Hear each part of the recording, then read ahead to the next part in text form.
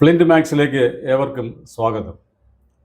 നാളെ കഴിഞ്ഞാൽ കേരളത്തിൽ UDF സർക്കാരിൻ്റെ പുതിയ ബഡ്ജറ്റ് വരികയാണ്.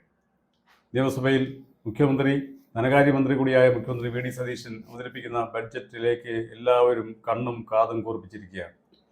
എന്തുകൊണ്ടെന്നാൽ ഒരു വർഷത്തെ കേരളത്തിൻ്റെ ഭരണം, ഒരു വർഷത്തെ ഗവൺമെൻറ്റിൻ്റെ പെർഫോമൻസ് എങ്ങനെ മുന്നോട്ട് പോകും എന്നുള്ളതിൻ്റെ ഒരു ദിശാസൂചികയായിട്ടാണ് എപ്പോഴും ബഡ്ജറ്റിനെ കാണുന്നത്. കേരളത്തിൻ്റെ വരവ് ചെലവ് കണക്കുകളും കേരളം എന്തെല്ലാം കാര്യത്തിൽ ചെലവഴിക്കാൻ പോകുന്നു, എന്തെല്ലാം കാര്യത്തിൽ വരവുണ്ടാക്കുന്നു, അതിനെ എങ്ങനെ ബാലൻസ് ചെയ്യുന്നു, അതിൽ കമ്മിയായിട്ട് വരാതിരിക്കാൻ മാർഗ്ഗമില്ല എന്നുള്ളത് നമുക്കെല്ലാവർക്കും. എന്നാലും കിട്ടുന്ന പണത്തിൽ നിന്ന് എന്തെല്ലാം ചെലവഴിക്കുന്നു, എന്തിനു വേണ്ടി ചെലവഴിക്കുന്നു, സാമൂഹികമായ ബന്ധങ്ങൾക്കും അല്ലെങ്കിൽ സാമൂഹികമായ ഉന്നമനത്തിനും വേണ്ടിയിട്ടും ജനങ്ങളുടെ ക്ഷേമത്തിനും വേണ്ടിയിട്ട് എങ്ങനെയെല്ലാം വയ്ക്കും. നമ്മുടെ നാട്ടിലെ ഏറ്റവും പ്രധാനപ്പെട്ട കാര്യം എന്ന് പറഞ്ഞാൽ ജനക്ഷേമം എന്നുള്ളതാണ്, അല്ലേ? ജനക്ഷേമ ഗവൺമെൻറ്റാണ് ഈ കേരളം. ഏത് ഗവൺമെൻറ് ആയാലും ജനക്ഷേമമാണ് അവരുടെ ഊന്നൽ എന്ന് പറയുന്നത്. ഏറ്റവും കൂടുതൽ ക്ഷേമ പദ്ധതികൾ നടപ്പാക്കുന്ന ഒരു സംസ്ഥാനവും കേരളമാണ്. അതുകൊണ്ട് തന്നെ ക്ഷേമത്തിനാണ് ഊന്നൽ. അതേ സമയത്ത് തന്നെ എന്താണ്, ഈ ക്ഷേമത്തിനപ്പുറം വിശാലമായ കേരളത്തിൻ്റെ വികസനവും കേരളത്തിൻ്റെ അടിസ്ഥാന സൗകര്യ വികസനങ്ങളും ഇൻഫ്രാസ്ട്രക്ചർ ഡെവലപ്മെൻറ്റ് എന്നൊക്കെ പറയുന്നതുള്ള അത്തരം കാര്യങ്ങളെ കണ്ണടച്ചു മറന്നുകൊണ്ട് ഒരു ബഡ്ജറ്റ് അവതരിപ്പിക്കാനും പറ്റില്ല. ഈ രണ്ട് ബഡ്ജറ്റുകളെയും കൂടി എങ്ങനെ യോജിപ്പിച്ചുകൊണ്ട് ആണ് വി ഡി സതീശൻ അവതരിപ്പിക്കാൻ പോകുന്നതിനെ കുറിച്ചുള്ള ചർച്ചയാണ് ഞങ്ങളെന്ന് ഉദ്ദേശിക്കുന്നത്. എന്നോടൊപ്പം സാമ്പത്തിക വിദഗ്ധൻ കൂടിയായ ശ്രീ ഇ.പി. അനിലുണ്ട്. ശ്രീ ഇ.പി. അനിൽ, എന്താണ് ഇതിനെ എങ്ങനെയാണ് അദ്ദേഹം ഈ രണ്ട് ആസ്പെക്ട്സിന് സതീശൻ എങ്ങനെയാണ് മെർജ് ചെയ്യാൻ പോകുന്നത്, അല്ലെങ്കിൽ എങ്ങനെ അതിനെ ബാലൻസ് ചെയ്യാൻ പോകുന്നത് എന്നുള്ളത് താങ്കളുടെ വീക്ഷണം എന്താണ്? തീർച്ചയായും ഇത് യഥാർത്ഥത്തിൽ കേരളത്തിൻ്റെ ഒരു പൊതു സാമൂഹ്യ അവസ്ഥ ഈ ഒരു പ്രതിസന്ധിയിലൂടെ പോകുന്നുള്ളൂ. ഒരു വശത്ത് ക്ഷേമ പദ്ധതികൾക്ക് വേണ്ടി വലിയ തുക നമ്മൾ മാറ്റിവെക്കേണ്ടി വരുന്നു, അതേസമയം പശ്ചാത്തല വികസനത്തിലുള്ള പണത്തിൻ്റെ കുറവും. അപ്പോൾ ഇത് രണ്ടും ബാലൻസ് ചെയ്ത് കൊണ്ടുപോയാലേ ഒരു ഭാവി കേരളം സുരക്ഷിതമാകും എന്നുള്ളൊരു ഗൗരവതരമായ വീക്ഷണം അദ്ദേഹം പ്രതിപക്ഷ നേതാവായിരുന്നപ്പോൾ ആവർത്തിക്കുന്നുണ്ട്, ഇപ്പോഴും ആവർത്തിക്കുന്നുണ്ട്. അപ്പോൾ അങ്ങനെ ഒരു വർഷത്തെ കാലം ആണെങ്കിൽ പോലും അടുത്ത 5 വർഷക്കാലം കൊണ്ട് ഈ സർക്കാർ ഇടപെടാൻ പോകുന്ന മേഖലകളെ പറ്റിയുള്ളൊരു സൂചന നൽകാൻ കരുത്തുള്ള ഒരു ബജറ്റ് ആയിരിക്കും അവതരിപ്പിക്കുന്നത്. അതേസമയം അദ്ദേഹം പറയുന്ന ഒരു പ്രധാനപ്പെട്ട പ്രശ്നമുണ്ട്. കഴിഞ്ഞ ബജറ്റിൽ അവതരിപ്പിച്ച പല കാര്യങ്ങളിലും വേണ്ടത്ര പണം കിട്ടില്ല എന്ന് അറിഞ്ഞുകൊണ്ട് നടത്തിയ ചില അതെ 20,500 കോടി രൂപയുടെ കുറവ് സംഭവിക്കും എന്നൊക്കെ അദ്ദേഹം പറയുമ്പോൾ അതിനെല്ലാം പുതിയ ബജറ്റ് സ്വാഭാവികമായിട്ടും ഒരു ഗവൺമെന്റ് പോവാതിരിക്കുമ്പോഴത്തേക്ക്, അല്ലെങ്കിൽ ഗവൺമെന്റ് മാറുന്ന ഒരു ഘട്ടത്തിൽ അവതരിപ്പിച്ച അവസാനത്തെ ഒരു ഗൗരവമുള്ള ഒരു ബഡ്ജറ്റ് അല്ല നമുക്ക് എല്ലാവർക്കും അറിയാം. ബാലഗോപാലിന്റെ അവസാന ബഡ്ജറ്റ് എന്ന് പറഞ്ഞാൽ കുറച്ച് നാളത്തേക്ക് വേണ്ടിയുള്ള 3 മാസത്തേക്ക് വേണ്ടിയുള്ള ബഡ്ജറ്റ്, അതിന് ആ ഒരു ഫോക്കസ് അല്ലേ. എന്നാൽ തന്നെയും ഒരു നിലവിലുള്ള സ്ഥിതിയും കയ്യിലുള്ള പണവും വരാനിരിക്കുന്ന പണവും കേന്ദ്രത്തിൽ നിന്ന് കിട്ടാതിരിക്കുന്ന പണവും എല്ലാം കൂടെ ഒരു കാൽക്കുലേറ്റ് ചെയ്തിട്ട് വെച്ചിട്ടുള്ള ഒരു എന്താണ് ഒരു ഗിമ്മിക്ക് തന്നെയായിരുന്നു.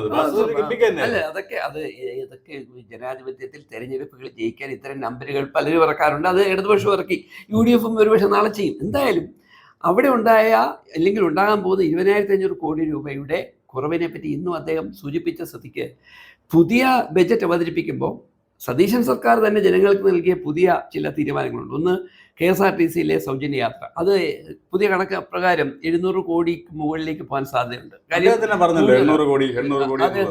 അതൊരു ചിലവ്. പിന്നെ നിലവിൽ തന്നെ ഉയർത്തിയ വേതനം, ആശാവർക്കർമാർക്ക് അധികമായി 3,000 രൂപ, മറ്റുള്ളവർക്ക് 1,000, എല്ലാം കൂടെ ഏറ്റവും കുറഞ്ഞതൊരു 1,200-1,500 കോടി രൂപയുടെ അധിക ബാധ്യത ഇപ്പം തന്നെ സർക്കാരിന് മുന്നിലുണ്ട്.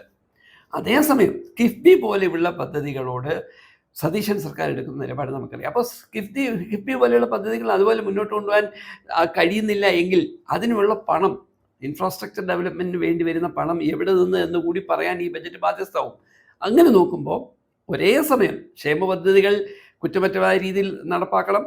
2,000 രൂപ ഒരുപക്ഷെ ഈ ബജറ്റിൽ 3,000 പ്രഖ്യാപിക്കില്ലയോ എന്ന് സംശയമുണ്ട്. കാര്യം 3,000 രൂപയായി പ്രഖ്യാപിച്ചാൽ ഒരു വർഷം പുതുതായി ഏതാണ്ട് കുറഞ്ഞത് ഒരു 7,200-7,500 കോടി രൂപ കണ്ടെത്തണം. അത് ഒരുപക്ഷെ പ്രഖ്യാപിക്കണമെന്നില്ല. കാരണം അദ്ദേഹം 2,000 എന്നുള്ളത് ഇപ്പൊ കൊടുത്തോണ്ടിരിക്കുന്നത് 2,000 3,000 ആക്കാൻ എന്തായാലും പറ്റില്ല.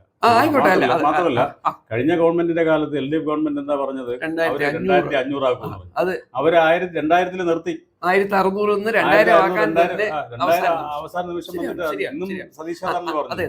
അപ്പൊ ഒറ്റയടിക്ക് 2000 കിട്ടിക്കൊണ്ടിരിക്കുന്നതിന് ഒറ്റയടിക്ക് 50% ഒരു വർധന എന്ന് പറയുന്നത് സാധ്യതയില്ല. അപ്പൊ 3000 എന്നുള്ളത് ചിന്തിക്കുക വേണം. പക്ഷേ എന്തെങ്കിലും വർധന വരുത്തിയേ പറ്റും. എന്തെങ്കിലും വർധന. അപ്പൊ എന്തായാലും ഒന്ന് ഇടതുപക്ഷ മുന്നണി അവതരിപ്പിച്ച ബജറ്റിൽ പറഞ്ഞുകൊണ്ടിരുന്ന 20,500 കോടി രൂപയുടെ കുറവുണ്ടാകുമെന്നത് സമ്മതിക്കുന്നു. അധികമായ ചില ഞാൻ ചോദിച്ചോട്ടെ, ഇപ്പം ഒരു 2000 എന്നുള്ളത് 2500 ആക്കുകയാണെന്ന് വെച്ചോളൂ. സപ്പോസ് 2500 ആക്കുകയാണ്, അല്ലെങ്കിൽ 2500 ആക്കുകയാണ്. 2500 ആക്കുകയാണെങ്കിൽ 63 ലക്ഷത്തോളം പേർ വാങ്ങുന്നു. ഒരു വർഷം എത്ര കോടി? 3500-3600 കോടി രൂപയുള്ളൂ. ഞാൻ പറഞ്ഞ അധികമായാലും പഴയതായാലും അതെ, പഴയത് ഏതാണ്ട് 12,500 മുതൽ 13,000 കോടി രൂപ ഒരു വർഷം ചെലവാകുന്നുണ്ട്. അതിന് കൂടെയാണ് ഈ പറയുന്ന ചെലവ് കൂടി വരുന്നത്. അപ്പം ചെലവുകൾ വർദ്ധിക്കുമ്പോഴും വേണമെന്നുണ്ടെങ്കിൽ ഈ സംസ്ഥാന സർക്കാരിന് തന്നെ ചില മേഖലകളിൽ ഇടപെട്ടാൽ, നമുക്കറിയാമല്ലോ കേരളത്തിൽ നികുതി പിരിച്ചെടുക്കാൻ ഇപ്പോഴും മടിച്ചു നിൽക്കുന്ന ചില മേഖലകളുണ്ട്. ആ മേഖലകളെ അവർക്ക് സംബോധന ചെയ്യാൻ കഴിയും. അത് കേവലം ഈ മദ്യം കേസാണ്. അതെ, കൈകൊള്ളുന്ന കേസാണ്. അത് കൈകൊള്ളുന്ന കേസാണ്. അവിടെയാണ് പ്രശ്നം. പിന്നെ കാരണം എന്തുകൊണ്ടാണ് നാളിതുവരെയുള്ള പല സർക്കാരുകളും ചില മേഖലകളിൽ കണ്ണടച്ചു കൊടുക്കുകയും ചില മേഖലകളിൽ മനഃപൂർവ്വം കണ്ണടച്ചു കൊടുക്കുകയൊക്കെ ചെയ്യുന്നതെന്ന് പറഞ്ഞാൽ അവരുടെ സംവിധാനത്തെ, അതായത് രാഷ്ട്രീയ സംവിധാനത്തെ ശക്തിപ്പെടുത്തുന്ന, അടിയിൽ കൂടെ ശക്തിപ്പെടുത്തുന്ന അന്തർധാരകൾ ഉള്ള ഒരുപാട് മേഖലകളുണ്ട്. പക്ഷെ അത് രാഷ്ട്രീയ പാർട്ടികളുടെ മുന്നോട്ട് അത് ശരിയാണ്. പക്ഷെ ആ അവിഹിത വീഴ്ച ഇനി മുന്നോട്ട് പോകാൻ കഴിയില്ല. കാര്യം മറ്റൊരു കാര്യം അദ്ദേഹം പറയുന്നു, അടിയന്തരമായി ഏതാണ്ട് 48,000 കോടി രൂപയുടെ ബാധ്യത സർക്കാരിനുണ്ട്. നോക്കൂ, സർക്കാർ ഉദ്യോഗസ്ഥന്മാർ കഴിഞ്ഞ തെരഞ്ഞെടുപ്പിൽ ഭൂരിപക്ഷ സർക്കാർ ഉദ്യോഗസ്ഥന്മാരും ഇടതുപക്ഷത്തെ തള്ളി പറഞ്ഞവരാണ്. എന്താ കാര്യം? അവർക്ക് കിട്ടേണ്ട DA വേണ്ട സമയത്ത് കിട്ടിയില്ല. ഇനി മാറ്റിവെക്കാൻ ഒക്കില്ല.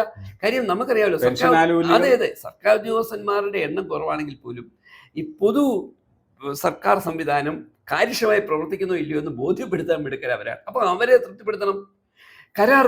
കരാറുകാരെ കൊണ്ട് കൃത്യമായി പണി നാളെയും എടുപ്പിക്കണമെങ്കിൽ ബാധ്യത കൊടുത്തു തീർക്കണം. അപ്പൊ അങ്ങനെ പറയുമ്പോൾ 44,000 കോടി രൂപ ഇല്ലെങ്കിൽ പോലും ഒരു 10-25,000 കോടി രൂപ ഇപ്പം തന്നെ സംസ്ഥാന സർക്കാരിന് ഈ അടുത്ത ഒരു വർഷം കൊടുത്തു തരാറുണ്ട്. അപ്പൊ ഈ രീതിയിൽ കുറഞ്ഞതൊരു 10-25,000 കോടി രൂപയെങ്കിലും. അല്ല, ഈ കേന്ദ്രത്തിനോടുള്ള കൈനീട്ടലിനെ കുറിച്ച് ഇപ്പൊ നമ്മൾ ചർച്ച നടക്കുന്നുണ്ടല്ലോ. കേന്ദ്രത്തിനുള്ള കൈനീട്ടലിനെ കുറിച്ച് നമുക്ക് വേറെ ഒരു വിഷയമായിട്ട് ചർച്ച ചെയ്യുന്നുണ്ട്. കാരണം കേന്ദ്രത്തിൽ കൈനീട്ടി നിൽക്കേണ്ട ഒരവസ്ഥ വന്നിരിക്കുകയാണ്. മാത്രമല്ല, ഈ പറഞ്ഞ പോലെ റവന്യൂ ഡെഫിസിറ്റ് ഗ്രാന്റ് എന്നൊക്കെ പറയുന്ന അത് പ്രതീക്ഷയോടുകൂടി കഴിഞ്ഞ ഗവൺമെന്റ് പറഞ്ഞ ബാലഗോപാൽ പറഞ്ഞത് VD സതീശൻ പ്രതീക്ഷിക്കുന്നതുമായി സാധനമൊക്കെ നമുക്ക് കിട്ടിയാലേ കിട്ടിയെന്ന്